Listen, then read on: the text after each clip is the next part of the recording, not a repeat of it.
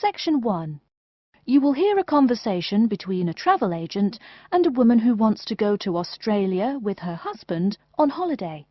First, you have some time to look at questions 1 to 3.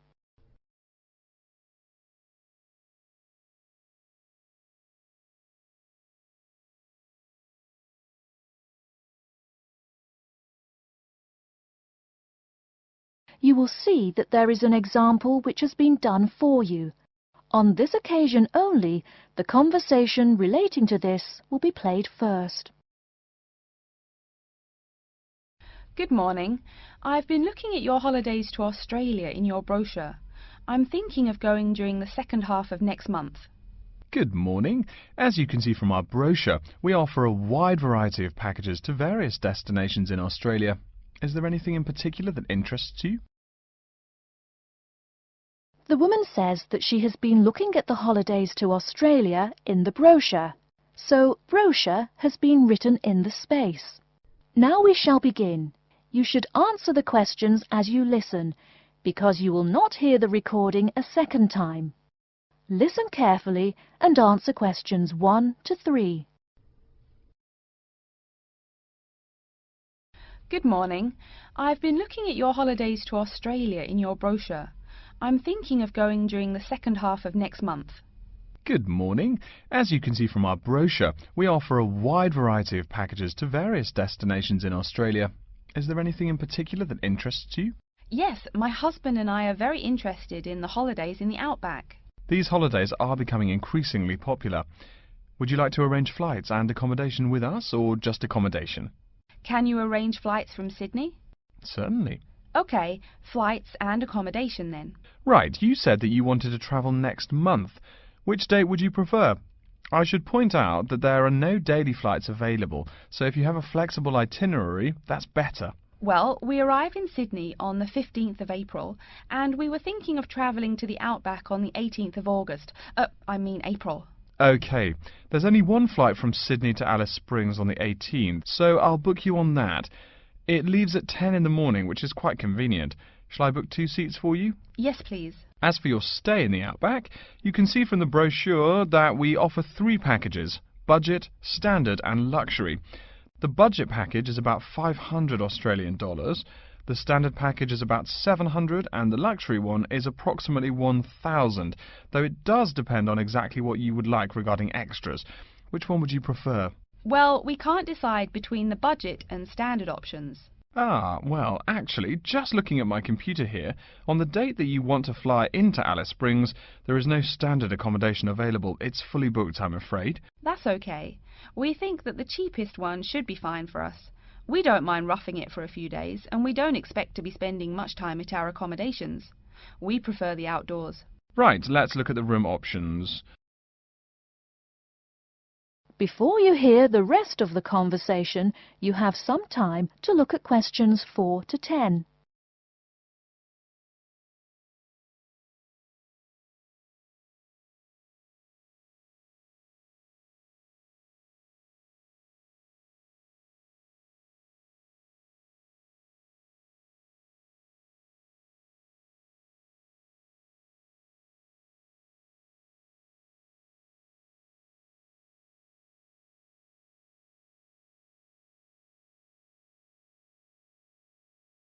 Now listen and answer questions 4 to 10. First of all, would you prefer a non-smoking room? Yes, neither of us smokes. OK. Oh, before I forget, could you book everything in my husband's name, please? Yes, of course. Are you paying by credit card? Yes. In that case, I'll need your husband's name exactly as it appears on the card. Of course, it's John A. Smythe. That's Smythe with a Y. John, middle initial A, surname Smythe, S-M-Y-T-H. Is that correct? Correct. Thank you. I'll just check the price. The room will cost $100 a night plus $10 tax, so $110 per night in total. Is that okay? Yes, that's fine. Book us for 3 nights, please. Most of the guests like to participate in some special activities and trips while they are staying in the outback. Is there anything that interests you and your husband? Yes, there are several things we'd like to see and do. We'd definitely like to visit the cultural centre. Yes, that's very popular. It's within walking distance of the accommodation and it's free. It's also a great place to pick up souvenirs of your trip. We were thinking about visiting one of the nearby farms. There are 2 farms nearby, a sheep farm and a kangaroo farm. There is also an opportunity to ride camels in the desert. Have you ridden a camel before? No, but it sounds like fun. Could you give me some more details about the kangaroo farm and the camel ride? Certainly. The kangaroo farm includes information on how the animals are raised, whilst the camel ride provides information on desert flora and fauna. Which would you prefer? You can arrange to see the kangaroos in the wild if you like, rather than on a farm. That sounds perfect. OK, we'll go on the camel ride and see the kangaroos in their natural habitat. OK, I'll arrange that for you. I forgot to mention that the journey also includes a stop at a place of Aboriginal artwork. It's a place well known for its stone carvings of animals and mythical creatures. That sounds great. Are the carvings in the desert? Yes. Wonderful. Well, that's perfect then. I'm sure you'll have a lovely trip, but remember that you need to take care in the sun. Yes, we're really looking forward to our trip.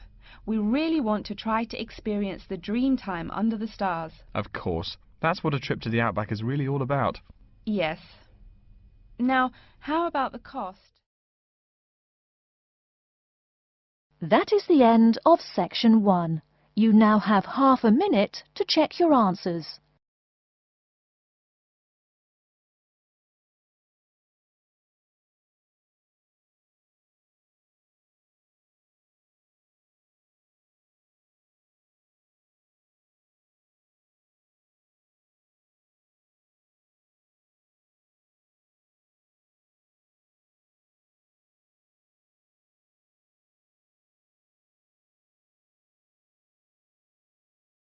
Now turn to section 2.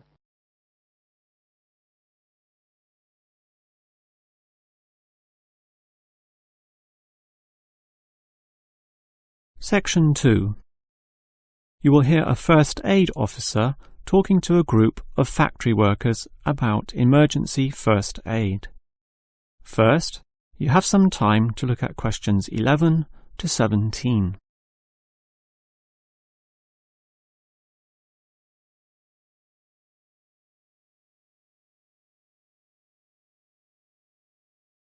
Now listen carefully and answer questions 11 to 17. Hello everyone. Now you know why I'm here. You all work in a factory, and in this environment there always remains a significant possibility of accidents happening, in which case first aid will be necessary. What is first aid? It is the provision of emergency on-site care when an injury occurs, and it is essential for everyone to know, if only simply, the steps which must be followed. There are, of course, minor injuries which may happen, not needing further medical care beyond the intervention of the first aider, but you can never be sure, thus the following steps must always be followed. These can be abbreviated to the words Dr. ABC, in other words, D-R-A-B-C. The D stands for danger, and that's the first issue to keep in mind. When an accident happens, immediately ascertain that the environment is safe. That, for example, nothing else will fall or break or cause accidents. If you, the first aider, are also injured, the problem is even worse. The R stands for respond. You must then ascertain the best response. Once all the danger has been eliminated and the distress calls sent out, the appropriate action is, obviously, to help the injured party. Alright, that leads to A, which stands for airway. In order to stay alive, all people need to have an open airway to allow breathing. A conscious person will automatically clear their own airway. But if unconscious, this may not happen. The brain is stopped or hindered from properly directing the body, and, obviously, in the worst case, death can result. For this reason, the injured person is normally put into the recovery position.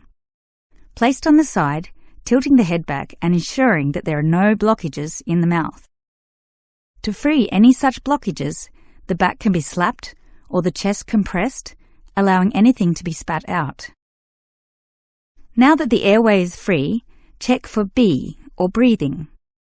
If breathing is not happening or is irregular, the first aider may have to assist with what is technically known as cardiopulmonary resuscitation, or more commonly, CPR. This involves breathing for the patient through mouth-to-mouth contact, while periodically massaging the heart through compressions to the chest. This combination allows blood and oxygen to flow around the body, keeping the patient alive, hopefully until medics, such as doctors, advanced first aiders, or ambulance staff arrive. Before you hear the rest of the talk, you have some time to look at questions 18 to 20.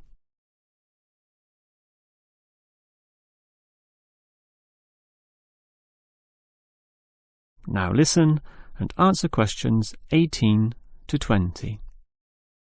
Now, it's certainly good to have knowledge of emergency first aid, but, obviously, the best situation is simply not to have accidents occur in the first place. For that, you need to be aware of safety issues, but just saying "be aware" does not usually achieve much. It is more important to have an appointed person whose job is to ensure awareness and work safety. Safety inspections would obviously be part of their job, whereby they can make sure, for example, that the first aid boxes are fully equipped. Another idea is to put posters on the walls, but, interestingly, research has proven that these tend to be ignored, becoming just part of the wallpaper, seen but not put into practice. It is much better if everyone is just instilled to not be reckless, that is, to not rush into situations without thinking about the possibility of accidents. And instilling this mindset is part of the job of the safety officer. Some other suggestions are ongoing first aid training and no accident reward or star systems. These have had some success, but nothing beats a regular meeting, say once a month, in which the subject of safety is brought to the attention of everyone, and any outstanding issues related to this are thoroughly discussed. That is the end of section 2. You now have half a minute to check your answers.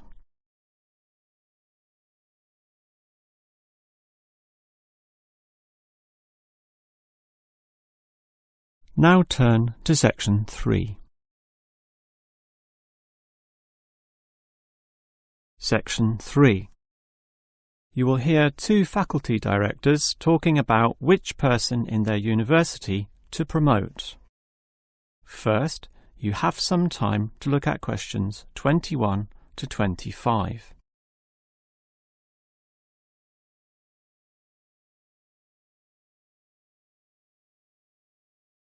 Now listen carefully and answer questions 21 to 25. OK, we've got to decide who to promote to leading education officer. Someone from the arts faculty, I suppose. Well, it can be from any faculty, since the position requires more general skills. Handling personnel, settling disputes and motivating them to focus on the task. It was the last position which involved computer knowledge, not this one. Surely computer knowledge would help. So too would knowledge in the arts. Sure, it would help, but the key criterion is being able to direct the staff appropriately. So it doesn't matter then from which faculty we select our candidates? Not really, but I've already looked at those from computing and rejected them all. Why? They're all too new, lacking in sufficient experience, whereas these ones from the business faculty are long-timers, so we'll take someone from there. I suppose you're right. The arts faculty doesn't present much in the way of suitable candidates either. But we'll still have to train the person, teach the ropes, as they say, and he or she will have to expect to do overtime as needed.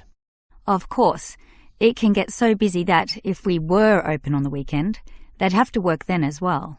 Just as well we're a Monday to Friday university, right? Right. But are you sure these people will actually want the job? The salary isn't such an improvement on their current ones. I know, but there are benefits. You get overtime rates, a nice place to put your car, as well as additional petrol money if you drive for company purposes, which they'll probably be required to do. But those benefits are quite limited, especially given all the work and responsibility involved. People often don't like that. They prefer the creative freedom of less senior teaching positions. Yeah, I know. But these candidates should realise that if they do this job well, there'll be more promotions down the line. You know how everyone likes having their own office, right? Sure.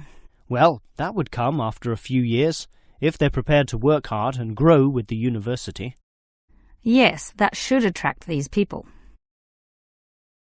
Before you hear the rest of the conversation, you have some time to look at questions 26 to 30.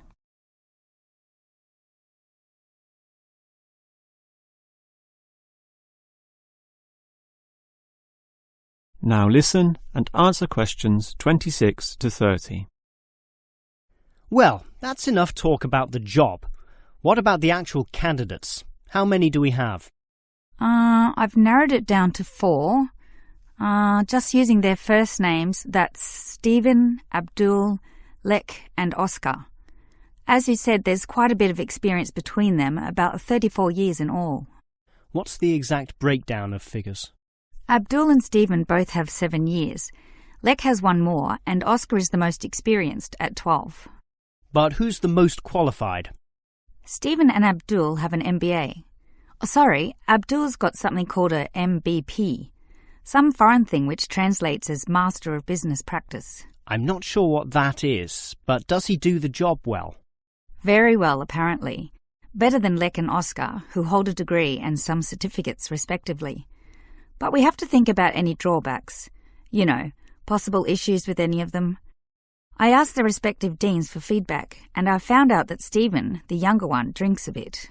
So he has a problem with alcohol? No, he never drinks to excess, but at the bar he's often expressed his intention of moving on, of teaching abroad. Ah, he's not stable. Not stable at all, apparently. We'll never know for how long he'll hold the job. We need stable personnel, and people without family problems or sick relatives like the last guy we promoted. What about Abdul, then? Will he do? He might do, except his English language ability is limited. It's functional, but a bit broken, and meaning is sometimes lost. That's not the problem with the next candidate, Lek, who has good language ability, but this job involves handling people, and his dean says Lek's attitude is bad. In what way? His manners are okay, and he's interested in his job, but he believes there should always be adequate leisure in life. He definitely won't work overtime and complains a lot already about his job. But this last candidate, Oscar, is probably not the right one either. Why not? Not another problem with language. His first language isn't English, but he speaks it well enough. He's stable with a good attitude, but his age is the problem. Age is not a problem. That would be ageism, and I don't believe in that. But with his age comes health problems as well, and serious ones at that. Oh, that might be an issue then. That is the end of section 3. You now have half a minute to check your answers.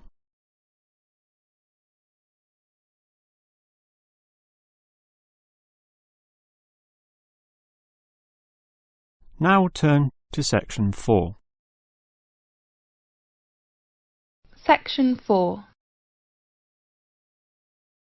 You will hear a conversation about astronomy. First, you have some time to look at questions 31 to 40.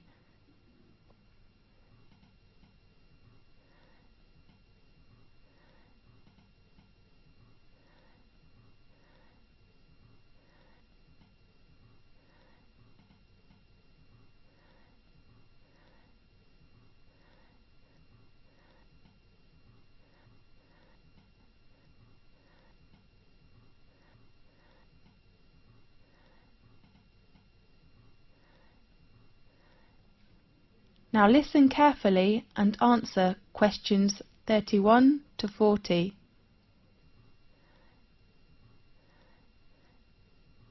This is Magic Time from the BBC. I am Faith.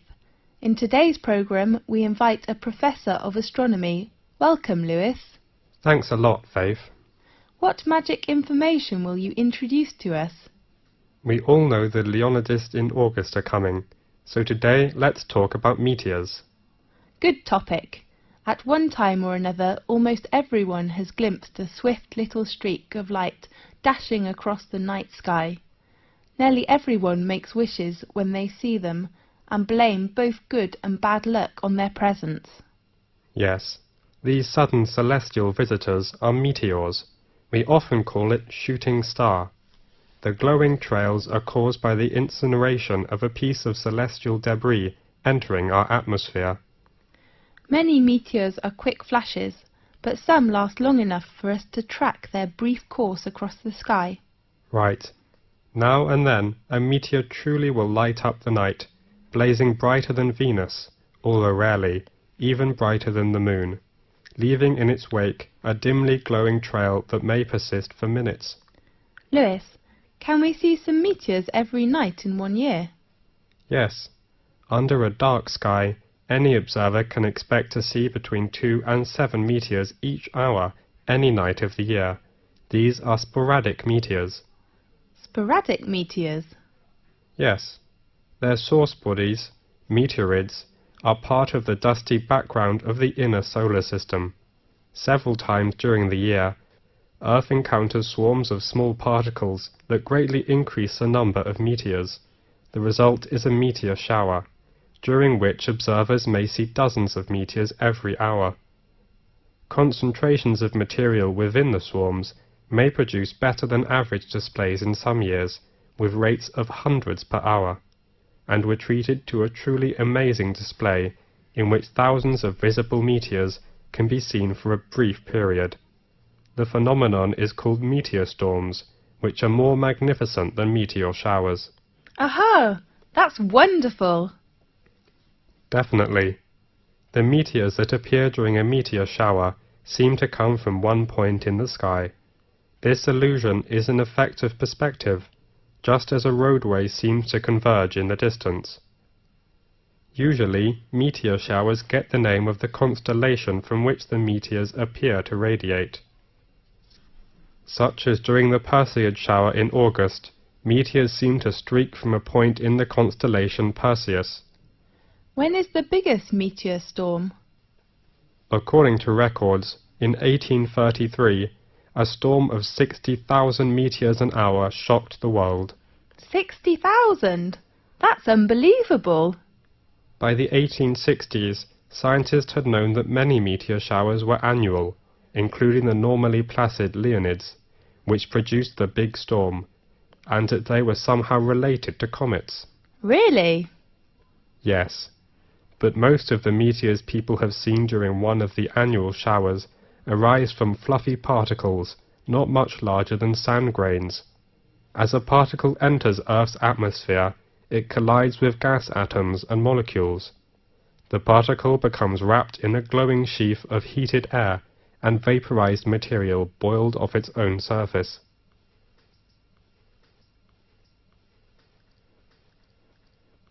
Whether meteor is very near to us when it appears? No. In fact, it is an illusion. However, even well-trained professionals can be fooled, such as airline pilots have swerved to avoid meteors that were actually 160 kilometers away. A meteor that appears brighter than any of the stars and planets is a fireball. Fireball? That's so interesting. Yeah. Most meteors are seen 80 to 120 kilometers above the ground. Sometimes someone will claim to see a fireball land on a hilltop, but in fact a real fireball first appears at a height of about 125 kilometers and loses its brightness while still at least 20 kilometers above the ground. Yes. What colours do meteors have? Usually, most meteors look white, but some also appear blue, green, yellow, orange, or even red. What will happen if a meteoroid gets to the surface of the Earth without being completely vaporized? It will be a meteorite. I heard meteorites were long ago thought to be cast down as gifts from angels. Yes, and others thought the gods were displaying their anger. Really? As late as the 17th century, many believed they fell from thunderstorms. They were nicknamed thunderstones. Many scientists didn't believe the accounts of people who claimed to have seen meteors, and some experts were skeptical that stones could fall from the clouds or the heaven. Yes. One of the most significant meteorite events in recent history destroyed hundreds of square miles of forest in Siberia on June the 30th, 1908. According to local witnesses, a ball of fire streaked through the sky and seemed to enter the atmosphere at an oblique angle. It exploded, sending out hot winds and loud noises, and shaking the ground enough to break windows in nearby villages. Small particles blown into the atmosphere lit the night sky for several days. So, nowadays, the prevailing theory holds that a meteor exploded just above the surface. Yes. Most impact craters and basins larger than the meteor crater are heavily worn away, or have been buried by rocks and dirt as the Earth's surface changed. At present, Chicxulub Basin, centered in Mexico's Yucatan Peninsula, is the largest one. The diameter of basin is around 300 kilometers. Rock samples obtained by drilling into the basin show that an asteroid struck the Earth there about 65 million years ago. Does that the same period with the dinosaurs disappeared? That's right. Many scientists believe this debris caused climate changes which made the dinosaurs not survive. We do really hope that will never happen again. Right. OK, thanks for watching today's programme. See you next week. This is the end of section 4. You now have half a minute to check your answers.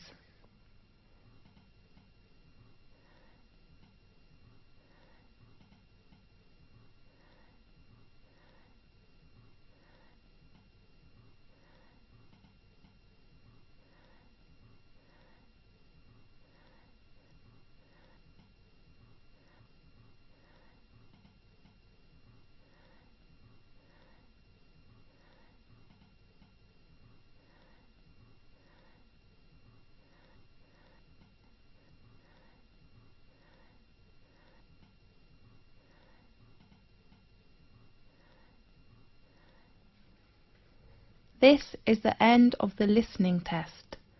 You now have 10 minutes to transfer your answers to the listening answer sheet.